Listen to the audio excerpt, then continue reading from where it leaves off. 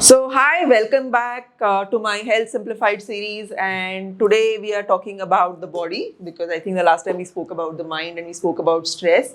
And in the body, I'm going to talk about this condition called PCOS because that's what we're also covering on iThrive's channels. And a lot of women come to us with saying, oh, I have PCOS, and we often find out that even their diagnosis of PCOS actually is inaccurate. So, I'm just going to walk you through that first, okay? So in PCOS, what happens? Women get irregular periods. Okay, usually like they start getting irregular periods, and then they have either the dates are too stretched out, or there is no period at all for a very long time, or sometimes they also start experiencing weight gain, hirsutism, which is facial hair growth. So these symptoms typically compel a woman to go to a gynec. The gynec usually, if the gynec is good, will run a few tests, and after those tests might confirm the diagnosis of PCOS. Now, you could have irregular periods for many other reasons, including deficiencies and all of that, or even adrenal stress. But let's say your PCOS diagnosis is confirmed, okay? Let's say it truly is PCOS, which means PCOS stands for polycystic ovarian syndrome. You have your ovaries. Again, my drawing is not the best, I'm not an artist. But in your ovaries, you have unfertilized eggs which are going to be released every period cycle. Now, for whatever reasons that we'll discuss, cysts start forming around these eggs, and then in your ovaries, you get polycystic ovaries. Okay, so it's painful, it's not comfortable, it's not how your reproductive system is supposed to work. You're supposed to have periods with a lot of ease. Assuming your PCOS diagnosis is accurate, it's still important for you to know what is the root cause of your PCOS, because there are many different types of PCOS. It is not just, oh, you have a PCOS diagnosis, in your sonography you saw polycystic ovaries and now you need to be on the pill, okay? One of the first reasons for PCOS is insulin resistant PCOS. So this one is called insulin resistant PCOS. How do you find out if you have insulin resistant PCOS or not? You get your serum insulin levels checked, fasting and postprandial, okay? That is fasting and after a meal. You check your glucose, you check your C-peptide. Okay, don't like if you come to us for a consult, we'll send you the list of tests what you need to do. But basically, you have to check if you have insulin resistant PCOS. For that, you have to check actually if you have true insulin resistance in your body or not, because the entire therapy or the treatment for this is different. Okay, so one is with a PCOS diagnosis, first check if you have this one. If it is not insulin resistant, it could be another kind of PCOS where it is what we call as post-pill PCOS, okay?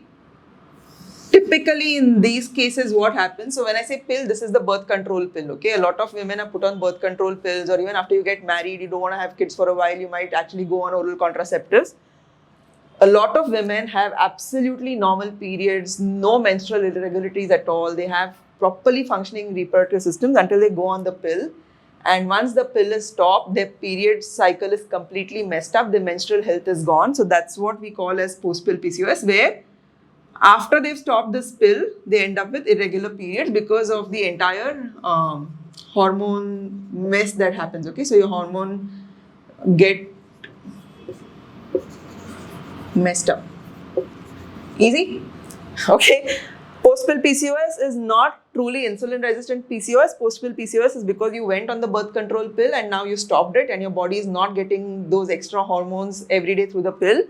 And that's why it's causing all of these PCOS symptoms. And I'm not going to go into the birth control pill right now in this topic. Maybe I'll keep it for another talk. But what oral contraceptives do to a woman's body is really not good at all. And if you look at the insert, which is the leaflet that's there inside the packaging, right? They're actually class 1 or class 2 carcinogens, these oral contraceptives, and no gynec tells you that. Okay, so we'll talk about the pill much later. The third kind is, it's like your insulin resistance is not happening. Your insulin levels are absolutely normal. You didn't really go on the pill, but you still have PCOS symptoms, these symptoms happening.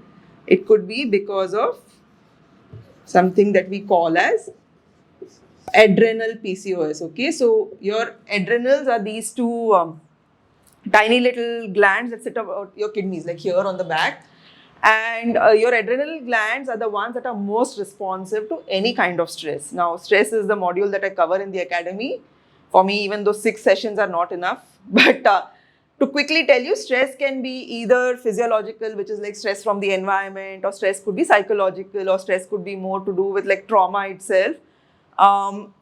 Any of those stressors can mess up with your hormonal balance, and a key test to do here is a hormone called DHEAS. Okay, so if it is indeed adrenal PCOS, which is not insulin resistance, which is not because of the pill, but because your DHEAS levels have dropped and now you don't have enough of the right kind of hormones being produced in your body, your estrogen, progesterone, testosterone, all of those levels are off. Okay, so this is the precursor to your steroid hormones, so your estrogen, testosterone, all of these are dependent on this DHEA molecule. So if these levels go up and down, it can impact your period, and then your periods can get impacted.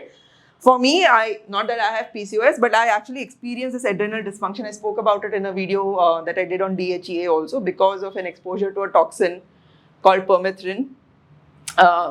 Because of a very high dose exposure to a toxin, and then of course mental stress that happened like in November, my body went through this adrenal dysfunction and my DHA levels tanked. They like literally dropped. And how to treat this is another video. I'll talk about this because we are actually coming up with that adrenal health protocol. I am beta tester, guinea pig number 1 for that protocol. A lot of different supplements that Suyash and I are trying, a lot of different herbs that are being tried on my body. And we're testing, right? We're testing cortisol, DHEA levels, all of that constantly. So when that protocol is up, I will talk about it. But coming back to PCOS, your PCOS could be either because of this. This is the most common one that we've seen. This is the second common one, and this is the third one. Each of them requires a different strategy. Okay. All right. I think I have space here.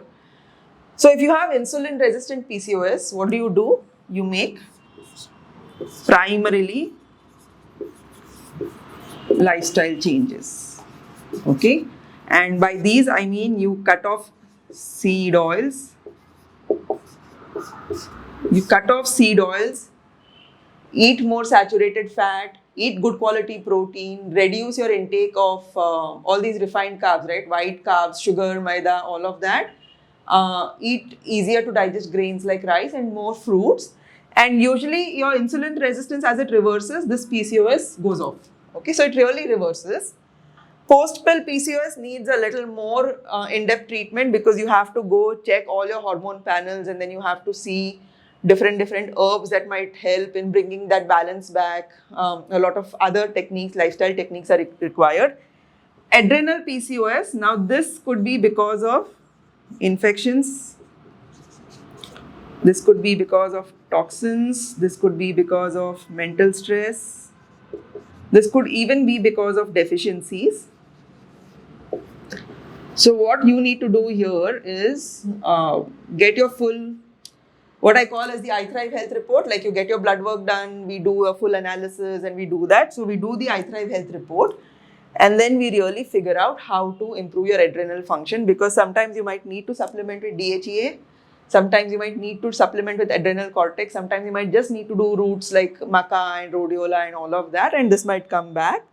But it needs a little deeper intervention. Okay, so this insulin resistant PCOS is much easier for us to treat. I can just tell you these basic things and it will work. Of course, like avoid processed food, avoid junk food, all of that goes standard here.